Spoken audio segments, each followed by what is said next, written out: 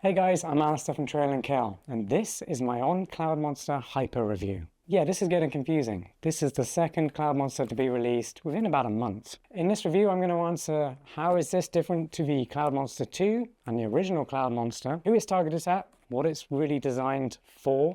Then I'm going to go over some of the things I really like about the shoe and some things that I feel could be improved for the next version. And finally, I'll let you know if it's worth a hefty price tag. What's it designed for? Who's it targeted at then? Well, it's very much the ultimate daily trainer for bagging those easy miles, but also getting in fast, long training runs. So you could call it a tempo shoe, you could call it a recovery shoe. On is even going as far to say it's a training super shoe. Now, whether they're breaking into a new market or not with a training super shoe, it is very interesting because it does feel really nice on the run. It's very cushioned, it's got some great response as well, and it's definitely, in my opinion, better than the On Cloudmonster 2. But in terms of ground feel and ride, how does it feel? Well, I would say it's somewhere in between the original Cloudmonster and the On Cloudmonster 2. So it's got more cushioning, bounciness, and protection than the On Cloudmonster 2. It's not as bouncy as the original, but it's got that nice stability that the On Cloudmonster 2 introduced. So just imagine it as the love child of the Cloudmonster 1 and Cloudmonster 2 with some tricks up its sleeve. Now, I mentioned that On calls this a training super shoe. Why is that? It doesn't have a carbon fiber plate running through the midsole. Well, it's got a brand new Pebax Hyper foam. And when you combine that with On's Cloud Tech technology, which is this style of midsole, not the Cloud phase, this is the Cloud Tech midsole, well, then you get a really nice responsive running shoe. The foam has got a lot of energy return and lots of response over time as well. It's more durable than a standard Helium foam. To really simplify things then, if you're looking for the ultimate training shoe to bag easy miles, do some fast tempo runs as well, all of that, all your training in one shoe, then this is for you. Then if you want to go out and race, you're going to want to switch this to the On Cloudboom Echo. I'll put a link up here so you can go check that one out.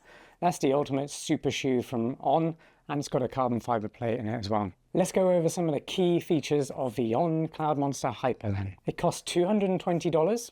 That's very premium, but you do get a lot of shoe for that. How does it fit? Well, it's true to size. This is interesting because the On Cloudmonster 2 did come out big, and I was recommending to people go down half size to actually get a shoe that fits you much better. This one, it is roomy, so if you've got medium to wide feet, you're going to really enjoy this.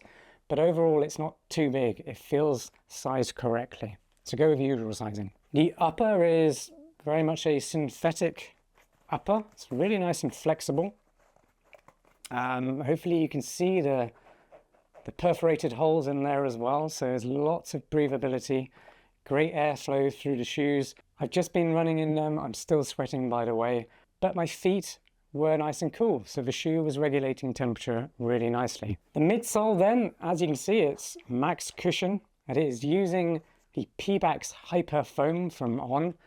It is a new version of the Helium foam, so it's got Pebax material in there to make it more responsive and springy over time, and it works really, really well. Stack height then, 37 millimeters at the rear and 31 millimeters at the toe. So as you can see, it's pretty high stack height. That means you've got lots of cushioning and bounce in the shoe. It's also still very flexible. That stack height means there's a 6 millimeter drop in these shoes. And then finally, they weigh 9.1 ounces, which is pretty lightweight for a running shoe that is so versatile and has such a high stack height. with cushioning and response. So the weight is good. It feels really good on the run too. If you're enjoying this video, please give it a like and subscribe to our channel for more running shoe reviews just like this one. You've made it to the point of this video where I go over the features that I think work really well with the Cloudmonster Hyper. First off is just the general feel. How they feel out of the box is super comfortable. It's really nice snug fit. The lacing system works really well. I can get a great fit. There are a few issues with the lacing system and tongue, which I'll go over in the features that I feel could be improved for the next version, but generally overall the fit is really nice because of this flexible upper. Feels really nice. My feet feel comfortable inside. And then when you pair that with the footbed of this Pebax Hyper foam midsole, it feels really nice and cushioned underfoot, but it's not plush by any means. You still get plenty of response, and you're getting more response than the Cloudmonster 2, by the way, because of this brand new foam. How does that translate to when you're running then? Well, like I said before, this new Pebax Hyper foam does give you some really good response, much better than the previous 2 Cloudmonsters that came before this one. And that's what really makes it a super training shoe, is it's cushioned and responsive. So you can literally take this on your long training runs or recovery runs. Also, you could take it on your tempo runs as well, because it is capable of doing both very well. And that's just as well because it is $220. So you do expect to have either a really versatile running shoe for that price, or a shoe that does one thing really, really damn well. And that would be the On Cloudboom Echo 3 as a racing shoe. It's immense for going fast over long distances. But like I said, this one does a lot of things really well, and that's why it's worth that money. Next thing I think works really well is the outsole. So you can see On has zoned where they're putting this rubber compound on the outsole. That's to reduce the weight of the shoe, by the way, if you're not familiar why running brands are doing this on their shoes.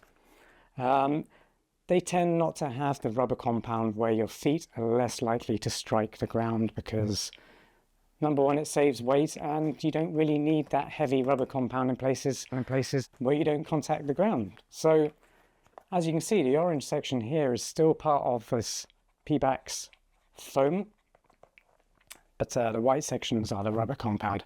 Works really well, great traction, and actually really good control going around corners as well. And that's not something I would have expected from such a high stack height in these shoes.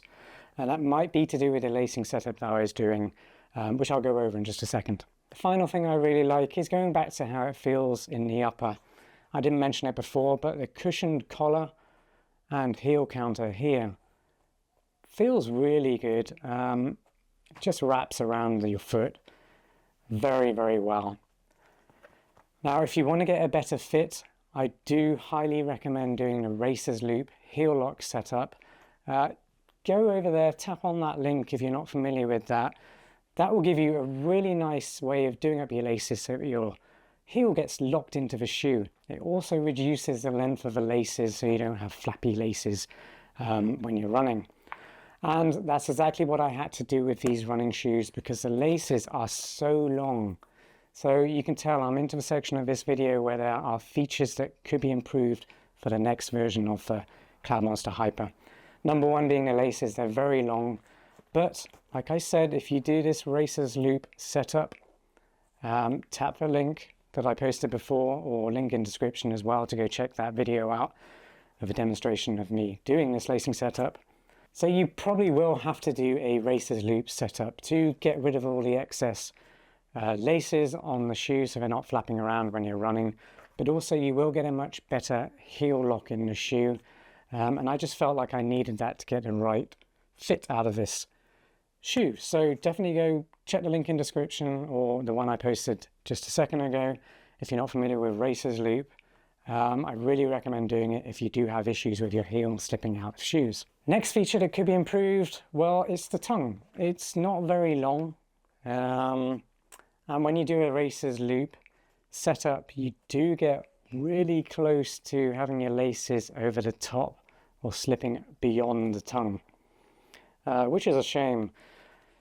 And with the tongue as well, there's no loop on the tongue to actually hold the tongue up. So it does slip down a little bit. So just putting a loop on the tongue would solve that issue. Would be dead easy for On to do that in the next version. Honestly, that's really all I've got for the downsides of the Cloudmonster Hyper. It's the tongue and the laces are maybe a little bit long and the heel lock could be better. Well, I really hope you enjoyed this On Cloudmonster Hyper review. If you did, give it a like, share it with a friend if you think they're going to enjoy it too, and subscribe to our channel for more running shoe reviews just like this one. Thanks again for watching, and I'll see you next time. Peace.